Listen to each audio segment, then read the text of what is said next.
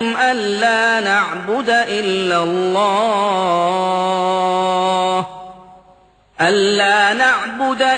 الله ولا نشرك به شيئا ولا يتخذ بعضنا بعضا أربابا من دون الله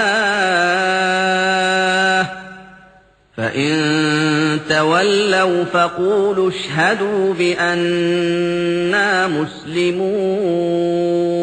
ഇത് തന്നെ നേരിട്ട് വായിച്ചു. ഞാൻ പറഞ്ഞില്ലേ, ഇദ്ദേഹം പറഞ്ഞതിന് നേരെ വിരുദ്ധമായിട്ട് ഇതിനകത്ത് രേഖപ്പെടുത്തിയിരിക്കുന്നു. ഞാൻ ഇതിൽ നിന്ന് വായിച്ചു പഠിച്ചാണ്. ഈ ഖുർആൻ ഞാൻ 2 പ്രാവശ്യം വായിച്ചിട്ടുണ്ട് ഞാൻ തന്നെ. പിന്നെ പലപ്പോഴായിട്ട് പല ഭാഗങ്ങൾ റെഫർ ചെയ്തിട്ടുണ്ട്. ഞാൻ വേദപുസ്തകം ഒരു 50 പ്രാവശ്യം കൂടുതൽ വായിച്ചിട്ടുണ്ട്. അപ്പൊ ഞങ്ങളങ്ങനെ വായിച്ചു പഠിക്കുന്നവരാണ്. എല്ലാവരും തരുന്നത് ശ്രദ്ധിച്ച് അതുകൊണ്ട് പ്രസന്റ് ചെയ്യുന്നവരല്ല. അങ്ങനെ അല്ലേ? അതായത് ഈ ഗ്രന്ഥത്തില് പാപമോചനത്തിനൊരു മാർഗമുണ്ടോ? മുഹമ്മദ് നബി പോലും നരകത്തിൽ പോയിട്ടല്ലേ പോകുന്നത്. അപ്പം പിന്നെ ഇവിടെ എങ്ങനെ ജീവിച്ചാൽ എന്താണ് എന്നൊരു സാധാരണക്കാരൻ ചിന്തിച്ചാൽ എന്താണ് അത്ഭുതം? ഒരു ചോദ്യം കൂടെ ഉള്ളൂ എന്നാണ് പറയുന്നത്. എന്റെ പേര് ഷംസുദ്ദീൻ. ഏറ്റവും ചുരുങ്ങിയത് തൊട്ടു മുമ്പുള്ള സഹോദരൻ ചോദിച്ച ആ സമയമെങ്കിലും അനുവദിക്കുമെന്ന് ഞാൻ വിചാരിക്കുകയാണ്. ചോദ്യം ഒന്ന് തന്നെ ഉള്ളൂ, വിശദമായിട്ടൊന്നുമില്ല. ഈ ചോദിക്കുമ്പോൾ ഞാൻ ഇവിടെ എന്റെ തൊട്ടു മുമ്പ് ചോദിച്ച സുഹൃത്തിനും അതേപോലെ തന്നെ വർഗീസ് മാളിയേക്കലും കൂടി എഴുതിയ പുസ്തകം ഞാൻ മുന്നിൽ എടുത്തു വെക്കുന്നുണ്ട്. കാരണം നേരത്തെ ഇവിടെ സൂറത്ത് യൂസുഫിൽ ഖുർആനിലെ 12-ാമത്തെ അധ്യായത്തിൽ യൂസുഫ് നബി അലൈഹിസ്സലാം വ്യഭിചാരത്തിന് ഒരുങ്ങിയതായി ഒരു നുണ പറഞ്ഞു.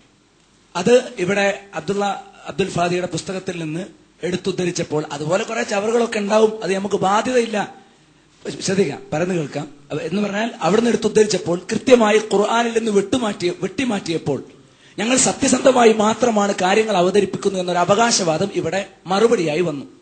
അത് ശരിയല്ല എന്ന് ഈ സംവാദത്തിൽ പങ്കെടുത്ത അതേപോലെ അവസാനം സംസാരിച്ച വ്യക്തിയും കൂടി ചേർന്ന് എഴുതിയ ഈ പുസ്തകം തന്നെ മുൻനിർത്തി ഞാൻ പറയാം. നേരത്തെ അക്ബർ സാഹിബ് സൂചിപ്പിച്ച കാര്യം, അതിന് എന്താണ് മറുപടി പറയാമെന്ന് കൂടി നമുക്ക് മനസ്സിലാവും. കാരണം പ്രവാചകൻ സല്ലല്ലാഹു അലൈഹി വസല്ലം നരകത്തിൽ വീണിട്ടാണ് സ്വർഗത്തിൽ പോവുക എന്ന് ഖുർആനിലില്ല. നരകം കാണുമെന്ന് പറഞ്ഞാൽ സ്വർഗത്തിൽ പോകുന്ന ഒരു വ്യക്തി നരകം കണ്ടില്ലെങ്കിൽ നരകത്തെക്കുറിച്ചുള്ള ഖുർആനിന്റെ അവകാശവാദങ്ങൾ അത് നുണയാണ്. ഞങ്ങൾ ഇത്രയും കർമ്മം ചെയ്ത് സ്വർഗത്തിൽ പോയി, ദുഷിച്ച പ്രവർത്തനം ചെയ്തവരും സ്വർഗത്തിലാണ് എന്ന് വരരുതല്ലോ. നരകം ഒരു യാഥാർത്ഥ്യമാണ് എന്ന് ബോധ്യപ്പെടുത്താൻ പ്രവാചകൻ ഉൾപ്പെടെയുള്ളവർക്ക് നരകം കാണാൻ അവസരമുണ്ട്. നരകം കാണും, നരകത്തിങ്കൽ വരും എന്നല്ലാതെ നരകത്തിൽ വീണിട്ട് സ്വർഗത്തിൽ പോകുമെന്ന് ഖുർആനിൽ 1971 എന്നാണ് ഈ പുസ്തകത്തിൽ പറയുന്നത്. അത് അങ്ങനെ നരകത്തിൽ വീണിട്ട് സ്വർഗത്തിൽ വരുമെന്നുള്ളത് ഒന്ന് കാണിച്ചു തരണം. മറ്റൊന്ന്, ചോദ്യം അതല്ല, അതേപോലെ നുണകൾ പറയുമ്പോൾ ഇതിൽ 32-ാമത്തെ പേജിൽ സൂറ 3:78 യഹൂദന്മാരും ക്രിസ്ത്യാനികളും വചനത്തെ തിരുത്തുകയായിരുന്നില്ല, മറിച്ച് തെറ്റായ ഉച്ചാരണം വഴി അർത്ഥം വികലമാക്കുകയായിരുന്നു എന്ന് വ്യക്തമായി പറയുന്ന ആയത്താണിത്, ആയത്തായിരിക്കും ഉദ്ദേശിക്കുന്നത് എന്നിതിൽ കാണുന്നുണ്ട്. എനിക്ക് സൂചിപ്പിക്കാനുള്ള കാര്യം, ഇതിൽ ഉച്ചാരണം തെറ്റി അതാണ് സംഭവിച്ചത്, അല്ലാതെ അവർക്ക് കാര്യമായ ഗുരുതര ഉച്ചാരണം തെറ്റുക എന്ന് പറഞ്ഞാൽ ഈ പുസ്തകത്തിൽ തന്നെ ഇപ്പൊ അയ്യത്ത് എന്നൊക്കെ പറഞ്ഞ പോലെ 20-ാമത്തെ പേജ് എടുത്താൽ സെയ്ദ് ഇബൽ അബീദ്, സെയ്ദ് ബിൻ സാബിത്തിനെ കുറിച്ചാണ്, അതൊരു ഉച്ചാരണ പെശകാണ്, സമ്മതിക്കാം. ഉദ്മാൻ ഇബാൻ അഫാൻ, അത് ഉസ്മാൻ ബിൻ അഫാൻ ആണ്, അതൊക്കെയാണ് ഉച്ചാരണ പെശക്. എന്നാൽ താങ്കൾ ഇവിടെ കോട്ട് ചെയ്ത പുസ്തകത്തിൽ ഉച്ചാരണ തെറ്റെന്നല്ല വാക്ക് ഞാൻ താങ്കൾ തന്നെ എടുത്തു ചേർത്ത പുസ്തകത്തിൽ നിന്ന് വായിക്കാം. വയഖൂലൂന അലല്ലാഹിൽ കദിബ, ഈ അഹ്ലി കിതാബിന്റെ ആളുകൾ അറിഞ്ഞുകൊണ്ട് അള്ളാഹുവിന്റെ പേരിൽ കള്ളം പറയുകയാണ്. അതായത് സ്വന്തം നിലക്കൊരു വാചകം പറഞ്ഞ് അത് അള്ളാഹുവിന്റേതാണ് എന്ന് പറയുകയാണ്. അതുകൊണ്ടാണ് ഈ വിശ്വാസം ശരിയാവണ്ണം ഉള്ള ഒരു വ്യക്തി പിന്നെ വിഷം കുടിച്ചാൽ പോലും അത് തകരാറ് വരില്ല എന്ന് പറയുന്നിടത്ത് നേരത്തെ ഇവിടെ അത് അത് ആ ഒരു വർഷത്തെ ആൾക്ക് മാത്രം ബാധകമാണെന്ന് പറഞ്ഞു. പക്ഷെ നിങ്ങളുടെ കൂട്ടത്തിൽ വന്നൊരു സുഹൃത്ത് ഞാൻ കുടിക്കാൻ തയ്യാറാണെന്ന് പറഞ്ഞു. അതേ ആത്മഹത്യക്ക് തയ്യാറായതാണോ എന്ന് എനിക്കറിയില്ല. ഞാൻ പറഞ്ഞു വരുന്നത്, ഏതാണ്ട് ഇവിടെ ഉദ്ധരിക്കപ്പെട്ട 1080ഓളം വൈരുദ്ധ്യങ്ങൾ ഇവിടെ എടുത്തു പറഞ്ഞപ്പോൾ അതൊക്കെ ഞങ്ങൾ നേരത്തെ ഇവിടെ വരുന്നതിന് മുമ്പ് അബ്ദുൽ ഫാദിയുടെ പുസ്തകത്തിൽ കണ്ടതല്ലാത്ത ഒന്നും ഇവിടെ കേട്ടിട്ടില്ല. അപ്പൊ അബ്ദുൽ ഫാദിയുടെ അതുകൊണ്ട് തന്നെ ആ കാര്യം മാത്രം ഇവിടെ ഉദ്ധരിച്ചതുകൊണ്ട് അദ്ദേഹം മുറിച്ചതുപോലെ താങ്കളും ഇതേപോലെ മുറിക്കുകയും വളരെ വ്യക്തമായിട്ട് താങ്കളും സഹോദരനും കൂടി ചേർന്ന് ഈ പുസ്തകത്തിൽ കാണുകയും ചെയ്യുമ്പോൾ ഈ രൂപത്തിലുള്ള ഇതിന് സത്യസന്ധത എന്നാണോ പേര്?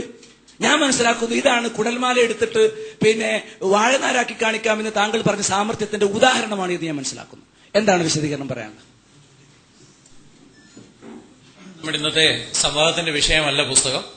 എന്നാലും പുസ്തകത്തിൽ നിന്ന് ചോദിച്ചത് ഒന്നും മനസ്സിലായില്ല. വികാരം കയറി ഇങ്ങനെ ഒരുപാട് കാര്യങ്ങൾ പറയുന്നുണ്ട്, ഫോളോ ചെയ്യാൻ വളരെ ബുദ്ധിമുട്ടാണ്. ഞാനും ആ പുസ്തകം വായിച്ചതാണ്. അതിനകത്ത് ഒരു മിസ്റെപ്രസെന്റേഷനും ഇല്ല.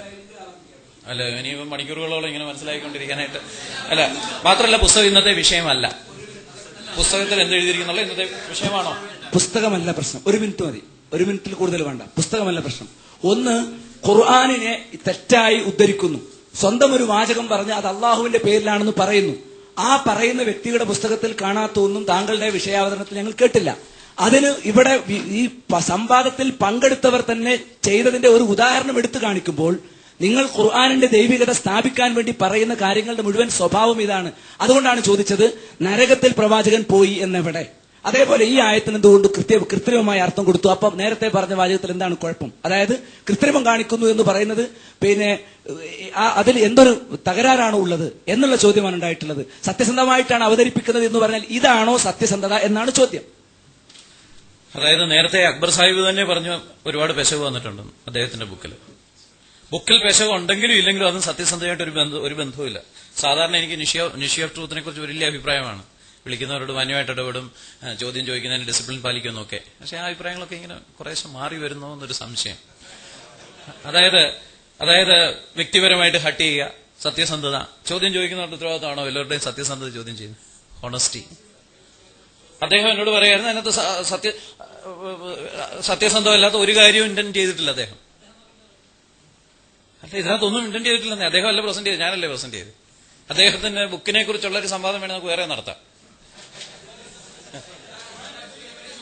അത് അനുവദിച്ചതുകൊണ്ടാ. അത് അദ്ദേഹം പറഞ്ഞിരുന്നേ അനുവദിക്കുകയല്ലേ? അല്ല, അദ്ദേഹം പറ്റിയെന്ന് പറഞ്ഞിരുന്നേ ചോദിക്കില്ല. ആ ആയത്ത് കാണിച്ചാൽ മതി. മുഹമ്മദ് നബി പിന്നെ നരകത്തിൽ വീണു എന്ന് പറഞ്ഞ ആയത്തും അതേപോലെ വിഗ്രഹാരാധന നടത്തി എന്ന് പറഞ്ഞ ആയത്ത്, രണ്ടായത്ത് കാണിച്ചു. ഞാൻ റെഫർ ചെയ്തെടുക്കണം. മുഹമ്മദ് നബി വിഗ്രഹാരാധന നടത്തിയ സാറ് പറഞ്ഞു ആ കാര്യം, അദ്ദേഹമല്ല സാറ് പിന്നെ പറയട്ടെ.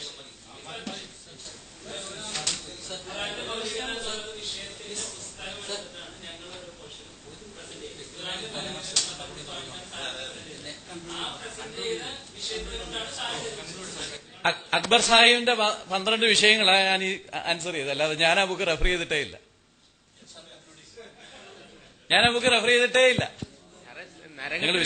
നരകത്തിൽ വീഴുമെന്ന് സാറ് പറഞ്ഞല്ലോ. നിങ്ങൾ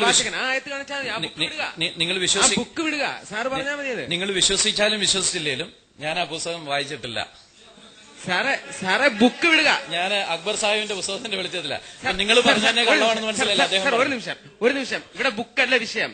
ബുക്ക് പിൻവലിച്ചു. സാറ് പറഞ്ഞതിന്റെ പേരിൽ ബുക്ക് പിൻവലിച്ചു. പ്രവാചകൻ നരകത്തിൽ വീഴും എന്ന് ഏതായത്ത്? ആയത്തിലുണ്ട് സാറിന്റെ